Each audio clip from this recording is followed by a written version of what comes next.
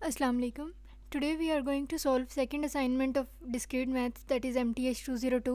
So इसकी due date जो है आपके पास वो 14th ऑफ दिसंबर है और इसमें सिलेबस जो इंक्लूडेड है वो 11 to 16 आपके चैप्टर्स हैं, ठीक है। सो अब फर्स्ट क्वेश्चन की तरफ चलते हैं। अब फर्स्ट क्वेश्चन में उन्होंने आपको एक सेट दिया हुआ है ए, जिसके एलिमेंट्स क्या हैं 1 2 3 4 5, ठीक है। और उन्होंने बताया हुआ है कि इसका एक बाइनरी रिलेशन जो है वो आर है और इसमें ये ऑर्डर्ड पेयर्स हैं 1 1 1 2 2 1 2 2 एंड ऑनवर्ड्स, ठीक है। अब हमने इसमें क्या करना है, determine whether R is an equivalence relation, justify your answer with complete steps.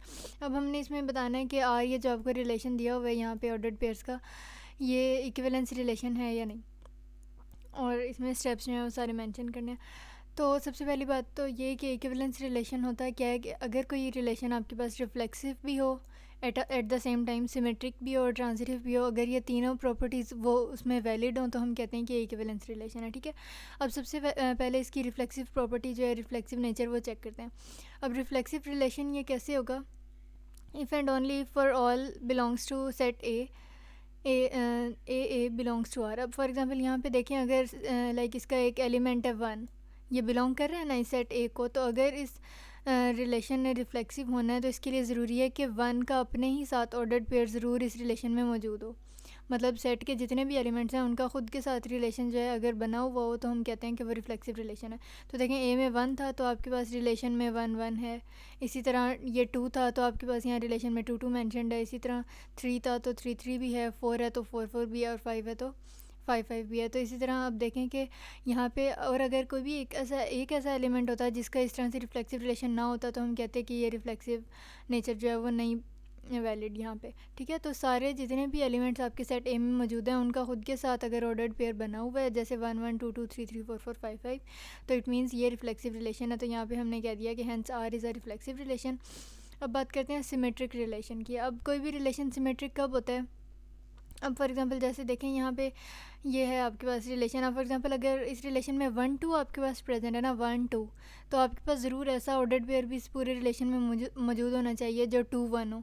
इसी तरह ये 2 3 है ना, तो 3 2 ज़रूर प्रेजेंट होना चाहिए। लाइक अगर ए बी एक सेट है, एक ऑर्डर्ड पेयर है ए बी, तो आपके रिलेशन में अगर बी ए भी मौजूद होगा तो हम कहेंगे कि ये सिमेट्रिक रिलेशन है, ठीक है। यहाँ पे हमने फॉर्मल सी स्टेटमेंट लिख दी कि for a relation to be symmetric, if and only if अगर ए बी बिलोंग कर रहे हैं, तो ए बी अगर बिलोंग करते हैं आर को तो बी ए भी होना ज़रूरी है यहाँ पे, ठीक है। तो कुछ एग्जांपल्स यहाँ पे मेंशन करती हैं, जैसे 1 2 है तो 2 1 भी है, 2 3 है तो 3 2 भी है, और 1 1 यहाँ पे मैंने खुद इसलिए ऐड किया क्योंकि लाइक 1 1 फॉर एग्जांपल अगर ये ए है और ये बी है, तो अगर हम इसको रिवर्स भी करें, लाइक ए बी का बी ए बनाएं, तो भी ये 1 1 ही रहेगा, ठीक है।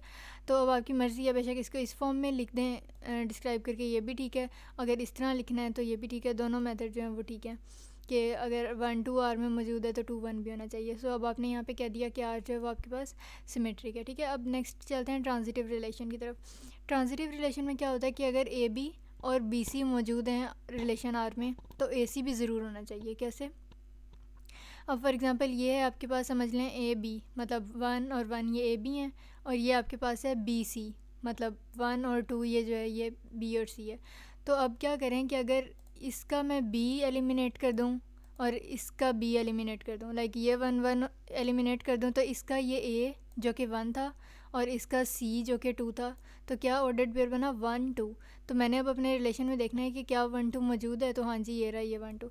इसी तरह अगर फॉर एग्जांपल मैं यहाँ से देखती हूँ 2 2 और 2 3, अगर मैं इन दो ऑर्डर्ड पेयर्स को लेके चलूँ, तो यहाँ पे देखें अगर ए बी और बी सी समझें इन दोनों को, तो अब बी और बी दरम्यान में से अगर एलिमिनेट कर दो तो 2 3 बचा। तो अब मैंने देखना है रिलेशन में 2 3 मौजूद है, तो ये खुद मौजूद है यहाँ पे, ठीक है।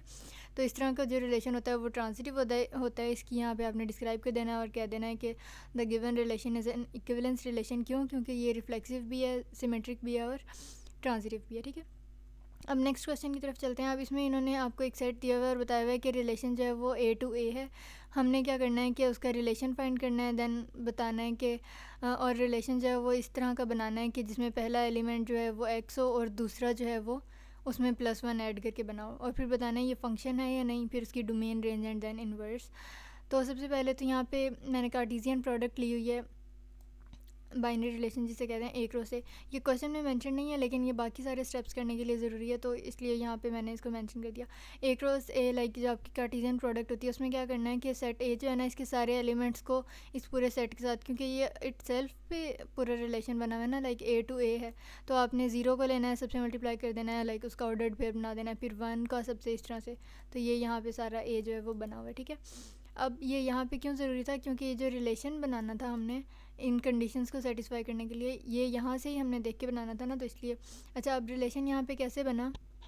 अब फॉर एग्जांपल आप लोगों ने इस पूरे ए क्रॉस ए की कार्टेशियन प्रोडक्ट में से ऐसे रिलेशन, ऐसे ऑर्डर्ड पेयर्स आपने फाइंड करने हैं जिसमें एक्स हो और एक्स की जो लाइक वाई की वैल्यू है उसके साथ वो उसमें +1 ऐड करने से बनी हो। तो देखें 0 एंड देन 0 + 1 1, इसी तरह 1 एंड 1 + 1 2। तो यहाँ से इन सब में से जितने ऑर्डर्ड पेयर्स ये कंडीशन सेटिस्फाई कर रहे थे वो रिलेशन बन गया। अब बताना है कि ये फ़ंक्शन है या नहीं। तो कोई भी रिलेशन फ़ंक्शन तब होता है कब, जब अब ये रिलेशन किस पे बना हुआ है, लाइक ए टू ए है ना, तो आपके पास सेट कौन सा है, ए, ठीक है। तो आपने सबसे पहले देखना है कि जो आपके पास रिलेशन बना है इस सेट ए से, इसके सारे एलिमेंट्स क्या यहाँ फर्स्ट नंबर पे फर्स्ट एलिमेंट के तौर पे मौजूद हैं हर ऑर्डर पेयर में। तो 0 1 2 3 4, अभी इसमें तो 5 तक है, लेकिन यहाँ पे जितने फर्स्ट एलिमेंट्स हैं वो 5 तक तो नहीं है, यहाँ पे 4 तक है, देन 5 तो किसी भी ऑर्डर्ड पेयर में फर्स्ट एलिमेंट के तौर पे मौजूद नहीं है, ठीक है। तो इसलिए ये यहाँ पे फंक्शन नहीं है। लेकिन अगर फंक्शन किसी रिलेशन में बनना हो तो उसके लिए दो कंडीशन सेटिस्फाई करनी होती हैं।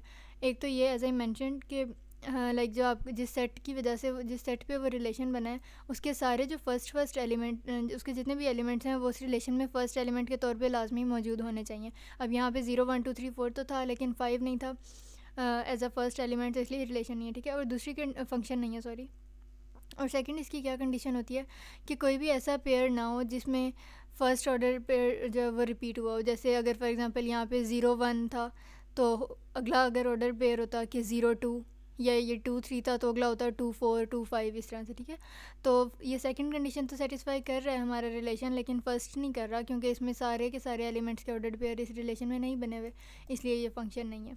अब आपने डोमेन फाइंड करनी है। डोमेन क्या होता है कि आपके पास लाइक जो भी रिलेशन है ना उसके जो फर्स्ट एलिमेंट हैं लाइक 0 1 2 3 एंड 4, ये जो है वो आपकी डोमेन है। और इसका सिंटेक्स लाइक इसकी जो रिप्रेजेंटेशन है मैथमेटिकल वो इसी तरह से होती है, domain of R is equal to, और फिर आपने ब्रेसेस में जो लिख देने हैं फर्स्ट एलिमेंट सारे ऑर्डर्ड पेयर्स के, ठीक है। इसी तरह रेंज जो है वो सेकंड एलिमेंट्स होते हैं लाइक 1 देन 2 3 4 एंड 5। अच्छा, अब यहाँ पे अगर हम एक बात नोट करें कि रिलेशन का अगर फंक्शन चेक करना हो तो उसमें डोमेन ऑफ रेंज तो हेल्पफुल होती है, लेकिन रेंज का इससे कोई कंसर्न नहीं है, ठीक है। खैर, अब उन्होंने आखिर में आपको क्या कहा है कि इन्वर्स आपने फाइंड करना है रिलेशन का। तो यहाँ पे आर इन्वर्स ये -1 जो है वो सुपर स्क्रिप्ट में यहाँ पे ऊपर लिखना है।